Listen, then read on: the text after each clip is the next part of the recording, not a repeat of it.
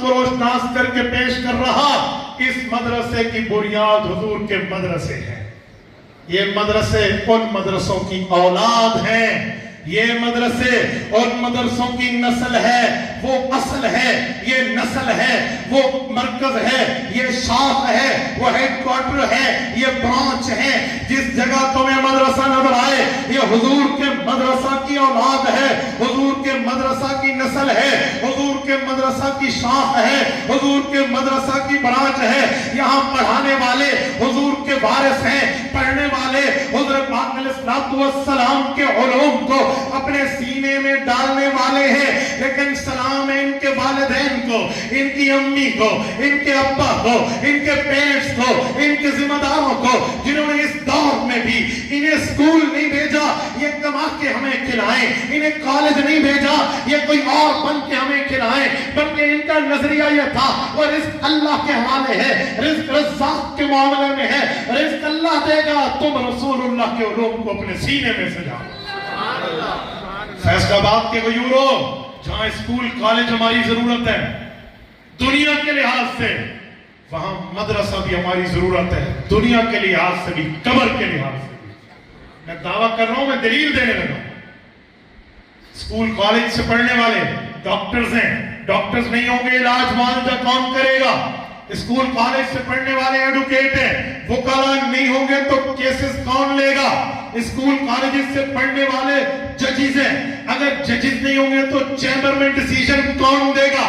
کٹہرے میں فیصلہ مجرم کا کون کرے گا؟ اسی طرح کالج اسکول میں پڑھنے والے انجینئرز ہیں, وہ آٹوکیڈ کے ماہر ہیں, وہ نہیں ہوں گے, کنسٹرکشن کا معاملہ کون کرے گا؟ اسکول کالج سے پڑھنے والے بیوروکریسی ہیں, وہ نہیں ہوں گے, ملک کا نظام کون چلائے گا؟ وہیں سے پڑھنے والے ہمارے جرنیل ہیں, وہ نہیں ہوں گے, ملک کا ڈیفنس کیسے ہوگا؟ لیکن جہاں ہماری ضرورت اسکول کالج سے پڑھنے والا ڈاکٹر ہے, انجینئر ہے, پروفیسر ہے, ٹیوٹر ہے, اسی طرح وکیل ہے, جج ہے, اسی طرح بیوروکریٹ ہے, وہاں اب قبر پہ آئیے, آخرت میں آئیے, آخرت کے معاملے کو اٹھائیے, اور جب قبر میں جائیں گے وہاں کی سفارش بھی چاہیے, آخرت میں جائیں گے وہاں کے لیے نرمی کا معاملہ بھی چاہیے. پھر کون ہوگا؟ آؤ سرکار کے قدموں میں. رسالت مآب نے فرمایا, اے لوگوں, من قرأ القرآن وعمل بما فی, جس نے قرآن پڑھا, قرآن پہ عمل کیا, البس والداہ تاجا یوم القیامہ, فرمایا قیامت کا دن ہوگا ان کے ماں باپ کے سر پہ اللہ ایسا تاج رکھیں گے, ذوقہ احسن من ذوق الشمس, جس کی روشنی سورج کی روشنی سے زیادہ ہوگی. فرمایا حافظ کو مقام کیا ہے؟ حضور پاک نے فرمایا حافظ قیامت میں آئے گا, رب فرمائیں گے اقرا ورتقل ورتل, تین چیزیں ہیں, پڑھنا بھی ہے, ٹھہر ٹھہر کے پڑھنا ہے, خوبصورت پڑھنا ہے. آؤ قرآن پڑھو, بچہ قرآن پڑھے گا اور جنت کے درجوں پہ چڑھتا جائے گا. وہ پوچھے گا کب تک اوپر جاؤں گا, کتنے اسکیل ملیں گے, اور دنیا میں 22 اسکیل کے بعد نوکری ختم. کہتے ہیں گورنر یا پریزیڈنٹ کا اسکیل ہے, بس وائس چانسلر کا اسکیل ختم. آؤ آخرت میں حافظ کے اسکیل کو دیکھو. حافظ کو کہا جائے گا فَإِنَّ مَنزِلَكَ عِنْدَ آخِرِ آیَةٍ تَقْرَؤُ بِهَا. جامع ترمذی میں ابن عمر رضی اللہ عنہ کی روایت ہے, فرمایا حافظ قرآن جتنی آیات ہیں اتنے جنت کے اسکیل ملیں گے. ٹھیک ہو گیا. اب فیملی ممبرز کا کیا ہوگا؟ پیرنٹس کا بھی ہو گیا, حافظ کا بھی ہو گیا. فرمایا جو حافظ کے رشتہ دار ہیں ان کے لیے مستدرک میں کیا, مسند احمد میں بھی ہے, حضرت علی رضی اللہ عنہ راوی ہیں. فرمایا جس شخص نے قرآن پڑھا حلل حلالہ وحرم حرامہ, قرآن پڑھا, قرآن کے حلال کو حلال جانا, حرام کو حرام جانا, ادخلہ اللہ الجنہ, رب اسے جنت دے گا. لیکن وَشَفَاهُ مِنْ أَهْلِ بَيْتِهِ عَشْرَةٌ كُلُّهُمْ وَجَبَتْ عَلَيْهِ النَّارُ. فرمایا اللہ اس حافظ کو فرمائیں گے, حافظ صاحب آ جائیں, اللہ میں حاضر.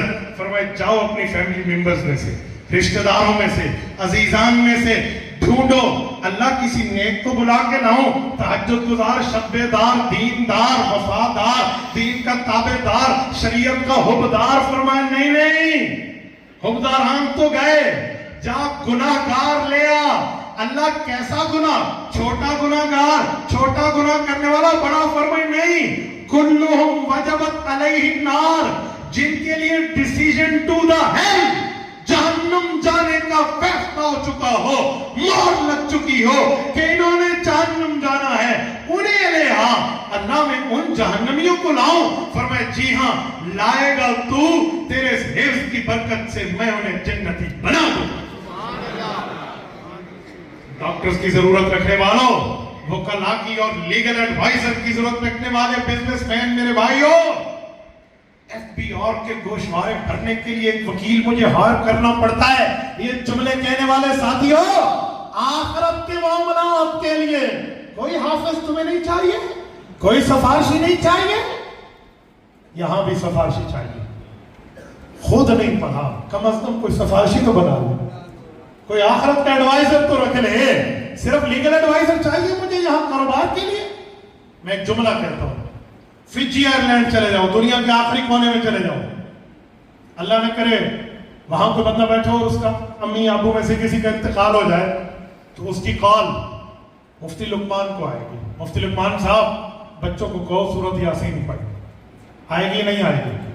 میں بڑی معذرت کے ساتھ کہتا ہوں، اب ذرا کہیں نا پرنسپل صاحب کو، وائس چانسلر صاحب کو، کسی ٹیم کو کال کریں کہ جی میتھمیٹکس کی تلاوت شروع کر دو، فزکس، کیمسٹری، بیالوجی یہ پڑھنا شروع کر دیں، فادر آف کیمسٹری جابر بن حیان کے فارمولاز پڑھو، کہو فادر آف دا میڈیکل بولی سینا کے جو ہے نا ایکسپیرینس کو تلاوت کرو تاکہ میری اماں قبر میں بخشی جائے، میرا ابا بخشا جائے۔ نہیں، کیا کہیں گے؟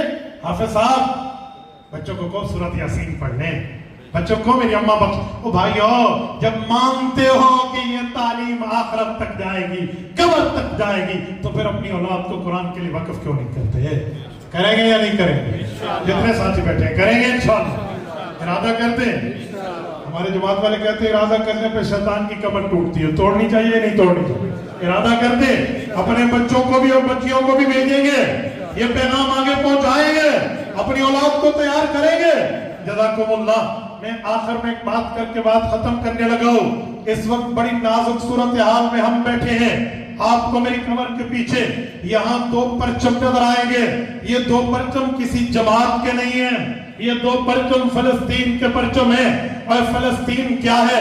فلسطین ارض الانبیاء ہے، انبیاء کی جگہ ہے، انبیاء کا مقام ہے، جہاں آج بھی 70,000 انبیاء کی قبور مطہرہ موجود ہے۔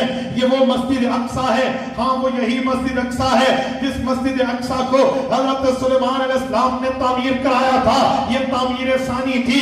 یہ یہی مسجد اقصیٰ ہے جسے حضرت آدم علیہ السلام نے کعبے کے 40 سال بعد تعمیر کیا تھا، ہاں یہی مسجد اقصیٰ ہے جہاں موسیٰ علیہ السلام کی قبر ہے، ہاں یہی مسجد اقصیٰ ہے جہاں بیت اللحم ہے، حضرت عیسیٰ کی پیدائش ہے، ہاں یہی مسجد اقصیٰ ہے